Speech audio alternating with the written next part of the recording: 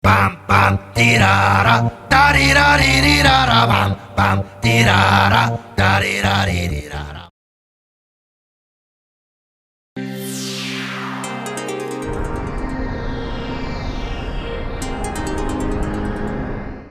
Pada kesempatan kali ini, kalian akan mengetahui penjelasan lengkap tentang apa itu aplikasi UBKD Pusmenjar.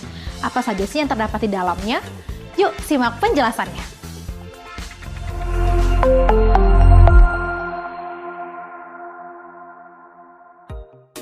Pertama, pada laman login, peserta wajib memasukkan username dan password yang didapat dari laman UBKD. Pastikan username dan password yang dimasukkan sesuai. Kedua, pada halaman konfirmasi data peserta, seluruh peserta yang telah masuk atau login harus membaca petunjuk umum pengerjaan soal terlebih dahulu. Kemudian, memasukkan nama, tanggal lahir, dan mengisi kode token. Jika token tidak valid, lihat langkah-langkah pemecahan masalah. Selanjutnya, peserta tes menekan tombol submit. Ketiga, pada laman konfirmasi tes, terdapat nama tes, status tes, waktu tes, dan alokasi waktu tes yang akan dikerjakan oleh peserta. Dalam tes UBKD, terdapat beberapa jenis soal, yaitu soal pilihan ganda kompleks, soal drop down, soal isian singkat, soal esai, soal dikombinasikan dengan wacana multi-tab. Jenis soal drag and drop. Terdapat beberapa tombol navigasi yang memiliki fungsi berbeda-beda. Nomor soal menandakan bahwa peserta ada di nomor tersebut. Informasi soal berfungsi untuk menjelaskan jenis soal dan cara menjawabnya. Untuk menampilkannya, perlu mengklik tombol informasi soal. Sisa waktu menunjukkan waktu yang dimiliki peserta dalam satu subtes. Bila waktu yang disediakan telah habis, maka ujian akan langsung berakhir. Meskipun masih terdapat soal yang diberikan tanda ragu-ragu. Daftar soal tombol ini untuk menampilkan seluruh soal. Peserta bisa pindah ke soal lain sesuai nomor soal yang dipilih. Pada daftar nomor soal, terdapat 4 jenis warna, yaitu putih, berarti peserta belum menjawab soal tersebut. Biru menandakan posisi peserta berada pada nomor soal tersebut. Hitam menandakan siswa sudah mengisi jawaban tersebut. Khusus pilihan ganda, jawaban akan ditampilkan pada bulatan kecil di atas nomor soal. Kuning menandakan bahwa peserta mencentang tombol ragu-ragu.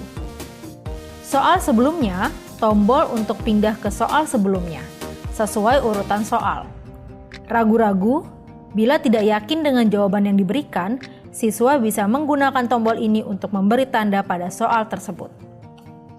Soal selanjutnya, tombol untuk pindah ke soal berikutnya sesuai urutan soal. Selesai. Tombol ini akan muncul pada soal terakhir pada setiap tes. Bila waktu minimal pengerjaan belum tercapai, tombol selesai akan terkunci atau disable. Peserta tidak akan bisa menyelesaikan tes bila masih terdapat soal yang diberikan tanda ragu-ragu. Peserta harus kembali pada soal yang diberi tanda dan memverifikasi jawabannya, serta menghilangkan tanda centang pada tombol ragu-ragu.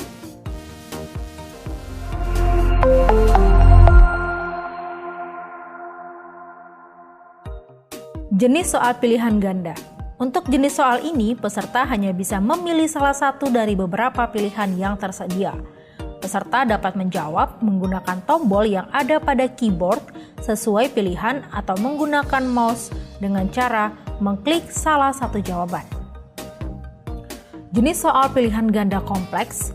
Jenis soal ini merupakan kombinasi pilihan jawaban. Jenis soal drop down. Peserta harus mengklik icon untuk memunculkan jawaban soal tersebut. Dari pilihan yang ditampilkan, peserta harus memilih satu jawaban yang dianggap benar.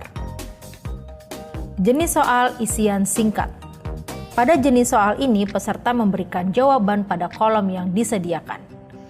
Jika soalnya berhitung, hanya dapat diisi oleh angka.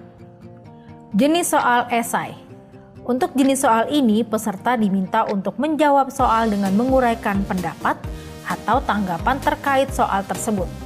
Peserta diperbolehkan menjawab lebih dari satu kalimat. Jenis soal drag and drop. Peserta tes menjawab soal dengan cara klik dan tahan pada objek sumber, kemudian meletakkan ke dalam target objek yang tersedia. Jenis soal dikombinasikan dengan wacana multi-tab. Pada jenis soal terakhir ini, proses menjawabnya sama seperti jenis soal yang telah dijelaskan. Namun, terdapat perbedaan pada stimulus soal yang berbentuk wacana dengan banyak tab. Lalu, bagaimana peserta dapat menyelesaikan tes? Peserta tes bisa menyelesaikan tes secara normal dengan menekan tombol selesai. Tombol selesai ini aktif setelah beberapa menit peserta melaksanakan tes, dan waktu pengerjaan akan ditentukan petugas pusat atau pusmenjar. Setelah itu, akan muncul notifikasi sebanyak 3 kali. Pada notifikasi 1 dan 2, peserta harus mencentang kolom yang disediakan sebelum memilih aksi selanjutnya. Pada notifikasi ketiga, peserta bisa memilih kembali ke tes yang sudah dikerjakan atau menyelesaikan tes tersebut. Apabila pelaksanaan tes lebih dari satu subtes, maka peserta akan diarahkan ke halaman konfirmasi tes yang berikutnya dan diminta untuk menunggu selama 1 menit. Ditandai dengan berubahnya warna tombol mulai dari warna merah menjadi warna biru. Setelah tombol mulai menjadi warna biru, peserta dapat memulai subtes berikutnya. Nah, semoga tayangan tadi dapat membantu kalian untuk menjalankan tugas-tugas kalian nanti. Sampai jumpa!